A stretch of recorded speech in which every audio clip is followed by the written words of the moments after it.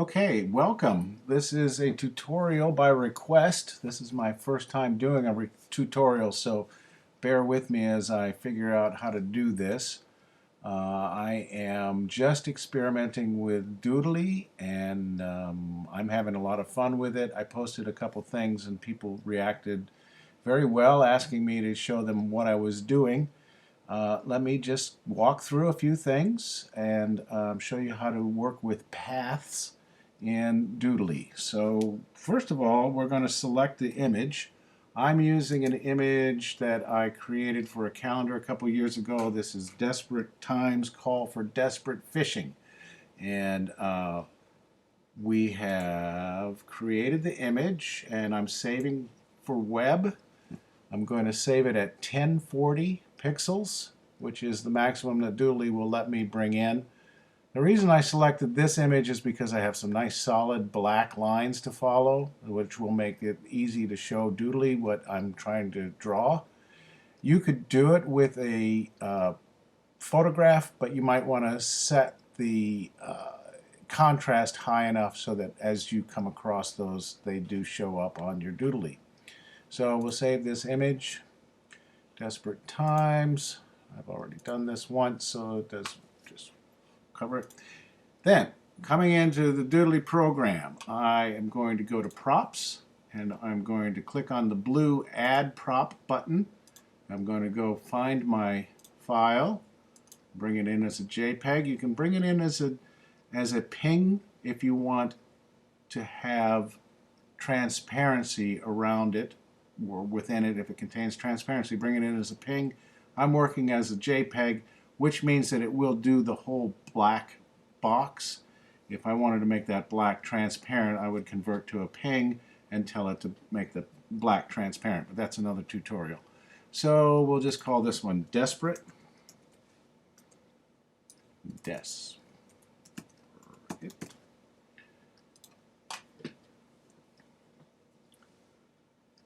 So once it uploads the file onto the server, it's going to bring it in here. Your whiteboard is the entire amount of movie that you have, so I'm going to make that a little bit bigger. I'm going to put a title across here before I run it, so let's just start with that. Now that you've brought your image in, you click on it, and you'll see these icons up here. This is your edit. We're going to come in, open the edit key.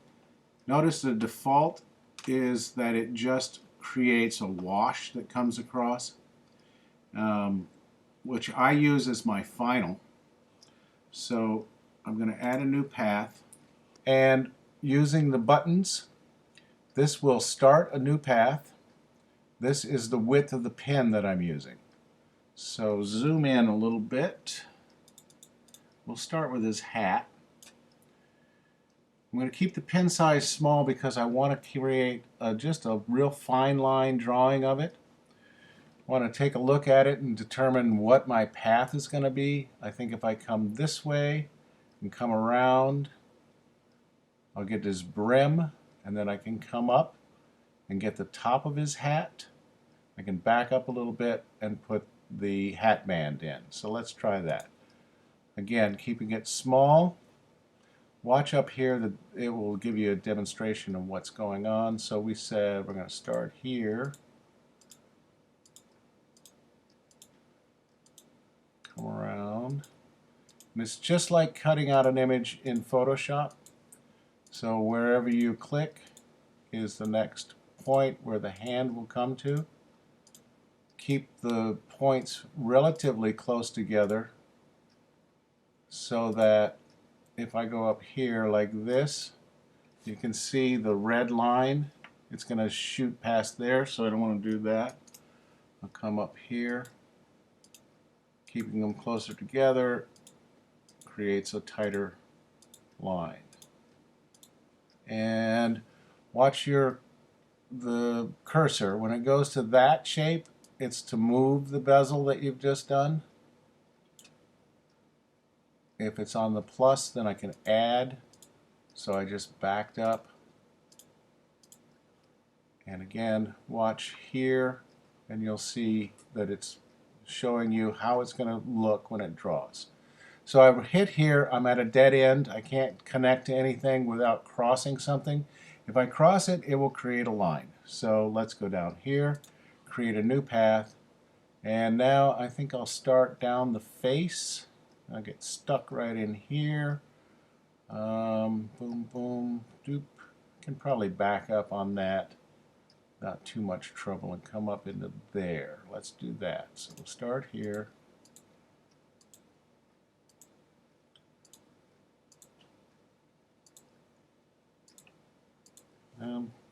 Control Z backs it up.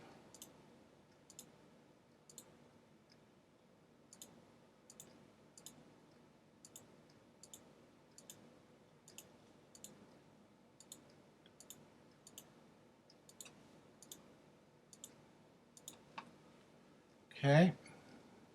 I can probably sneak in here and follow this same line, just avoid these other ones. If I click this, I just went to the path that I was on before. So I don't want to be there. I want to be on that path.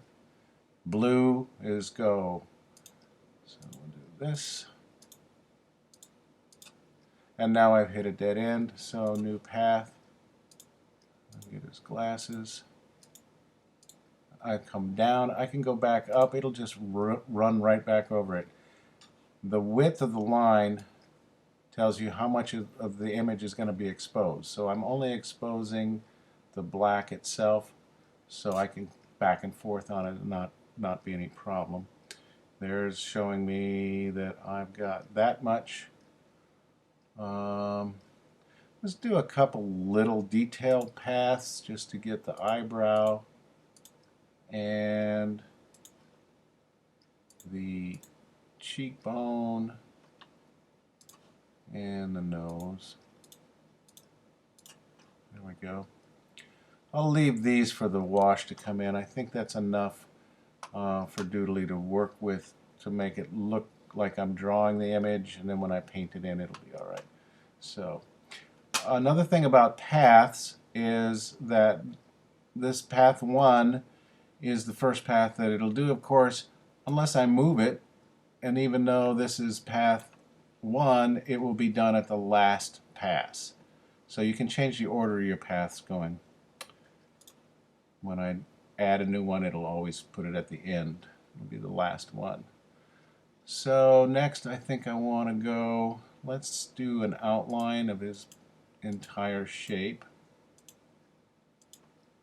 Path size is a little large, so I'm going to tighten that up. So I come across here, I don't have to worry because it's only going to expose the part that the line width is. So even though all these different fishing rods are in his hands or in his arm, it's only going to show that little bit of a line. So the effect will be that I've just drawn a black line.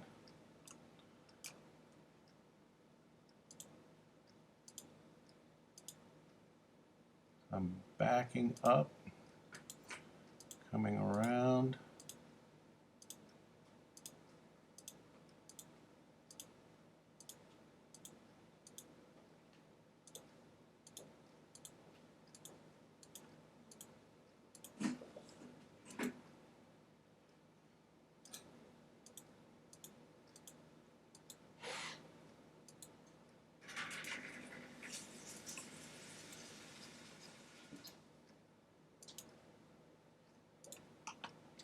And I'm just going after the shape, the basic shape, and then we'll fill in details. Oh, that's a little tight. I mean a little bit lack of a corner there, so I just tighten those up so that the pen doesn't sway outside of my... Now I have to decide where I'm going to go from here. Let's see, I'm watching this. I think I'll stop there, create a new path. Let's come around the fish and down to his shoe and back up, and then we'll do these and meet there. Okay, so new path. We'll come here around the fish. I want to make this look like it's a fine line pen and ink drawing first. Then we'll add color later. So that's good. Now up here I've got this, it's starting to come in. There's the outline. Now I'm adding a new, if you get confused over what path you've done, if you've added it or not, just click on path 9. It'll show you that's the path that I just created. And path 10, there's no blue, so that means that I'm ready to continue with a new path.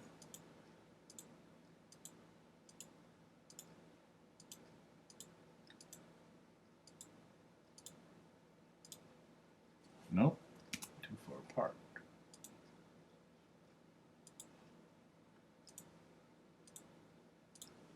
I don't know how many paths become a problem, but I have not hit the limit yet, so I'd say just keep adding paths. Gets a little confusing when you're trying to clean it up later, but just okay. So there you can see what I'm doing. I'm going to trace all of these lines. Now on the fishing poles, let's look at path width. So let's make a new path. We'll go here to here, and I've got a little bit of play, so that looks good. And then we'll do a new path here to there. Notice that it kept the same width as the last path. Here to there. Here to there. And now I'm just throwing them in. It'll be happen so quickly that because I'm only using 2 points, this is going to be a real rapid blink, blink, blink, and the fishing poles will be there. You can see what's going on up here. Boom, boom, boom. And we'll do one more here. Oops. See what happened there is I left that path and didn't say new path. So new path here to there. Now, I don't like that too much, so I'm going to take this pen and take this. See, now I can grab this path and I can put it right where I want it. That looks good. This one needs to come there. So I think you get the picture. I will pause and go ahead and hit the rest of my lines and be back with you in just a minute. Okay, so we're back. I've got quite a bit of the detail in, and if you look at the preview thing, I've got it set to 30 seconds. It's a pretty good run. I've got something like 80 paths, 82 paths currently, but 30 seconds looks pretty good. There's a couple things that I'm ready to do now. I'm ready to start adding color. You can see here where I've got a lot of detail in. I don't want to sit and do lines on all of those when I can just do some general broader strokes. So let's start with that. Let's get this net right here. I'll set a new path. We'll open it up a little bit and start painting this in. So I'm going to start like something like this, so it looks natural as the hand comes across it.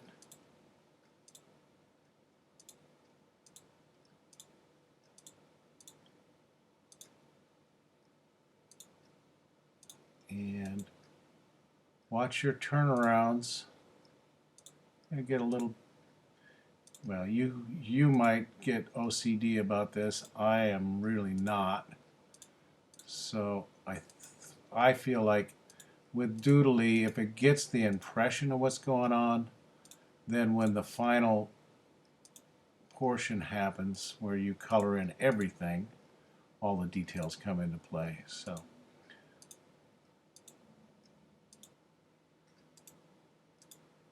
see the edge here? Take your tool, grab that and make sure that none of the red is showing into this, because anything underneath this dot is going to be exposed, including that point coming out of the end. So I'm going to take that out, just move that over a little bit, and then continue on. And I'll do the same thing for his hat, etc. So where should we start? Oh, I know one thing I want to look. See how fine the lines are on these rods coming down here? I don't like that. They're not as thick as the top of the rod or the rod bases that are here. So I'm going to find that path, which is going to be that one. And I'm going to take the setting, and it'll show here. I'm going to take that and kind of expand it a little bit so that when these get drawn in, they're going to be about the same thickness. That looks much better. Yeah, that looks good. And I'm going to start coloring in. It'd be fun to watch the raincoat start, so we'll start with the raincoat. I'm going to want a nice wide brush, and I'm going to start up here. Watch the corners, and that's too close.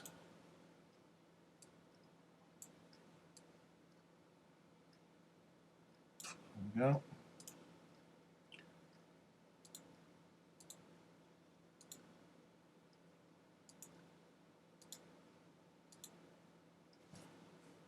Just selected the other side.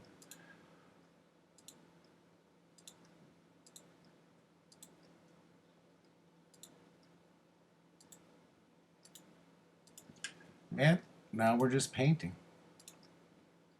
Using the paintbrush to fill in the colors. So I'm going to put you on pause while I finish coloring in the rest of it. I'm going to do the same thing. Just keep adding paths, watching my path size, coming in and creating new paths in a way that makes it look like I'm actually painting, and watching up here to see what's happening. And we'll just keep going. So I'll be back in just a minute. Okay, so as you can see, I have most of the image now is covered by paths. I think I'm still under 100 paths, maybe 91 path. The last of the paths are now the painting. So if you watch up here, you saw the thinner pen being used to outline. And then I widened the brushes a little bit and started bringing in for the detail and the coloring. And then I just went around until I had everything in here covered. Now I could sit here and try to figure out how to bring that red circle out, but it looks like it would be tedious. And so now I'm just going to do my wash across the whole thing. So my last path is going to be number 92. I'm going to start out with the widest brush I have, and I'm going to put a block starting here, and I'm just going to go from here to here, and then turn around and come back.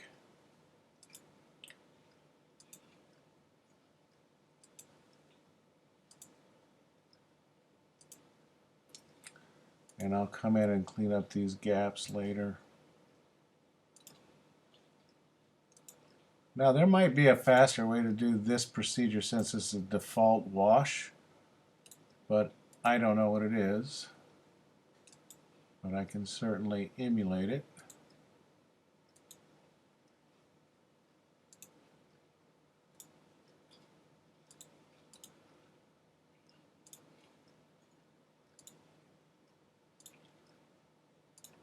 Okay, so that'll give the rapid wash appearance.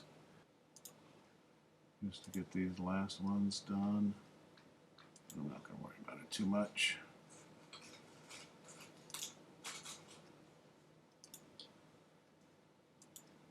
Okay, so now I'm going to save and return.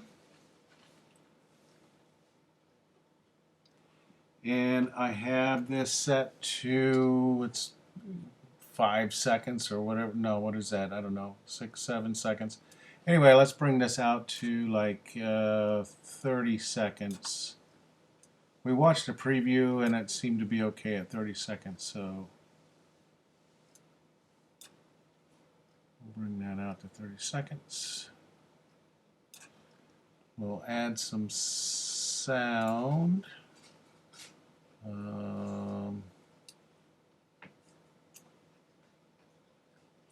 Just grabbing them randomly here. There was a thing that I saw too. Want to add scene settings, extra time at the end. Let's add in 5 seconds, and that'll just hold it after it washes. Exit animation none. I want it to just hold there and end. So let's hit apply. Save. We're going to title this, so go text.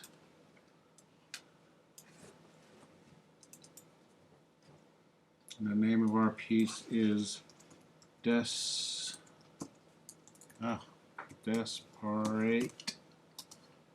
Times Call for Desperate Fishing.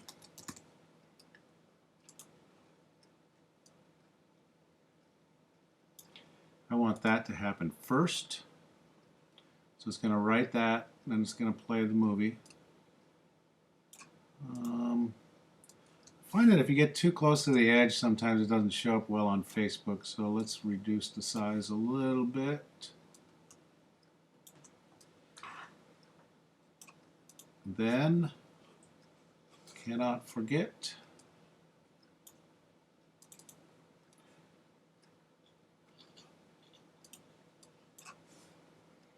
to sign the piece.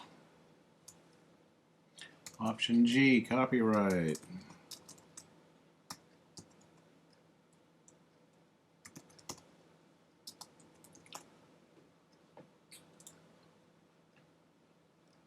This doesn't have to be big. And let's stick it over here. Need to find out. Anybody has any clues how to change the font color? I'd love to know. All right, so this will type first, then we'll go into our movie, then the copyright will be signed at the end. Music will play. Let's go back here. I scroll to the end of the music, and we're going to bring this back down to 30 seconds so it doesn't play so long. You can have the movie play until the end of the music, or you can have the movie stop at the end of your video. I like to stop it at the end of the video, but then they tend to end abruptly, so here we are. Right click on the music, fade out, and then pull this. This is real, it just suddenly stops. So pull that out. I give it 5 seconds at least. We're at 30. I'll give it here. Okay, and then export the file, and that should take care of it.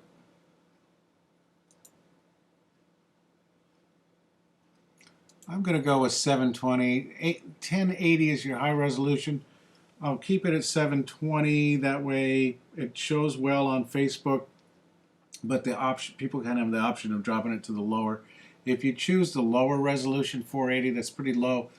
If someone does have good access and a high definition phone, it's going to be kind of pixelated. So I'll go there. To keep the 1280 by 720, that's standard Facebook size, and we're going to continue. Thanks for watching. I hope that helped.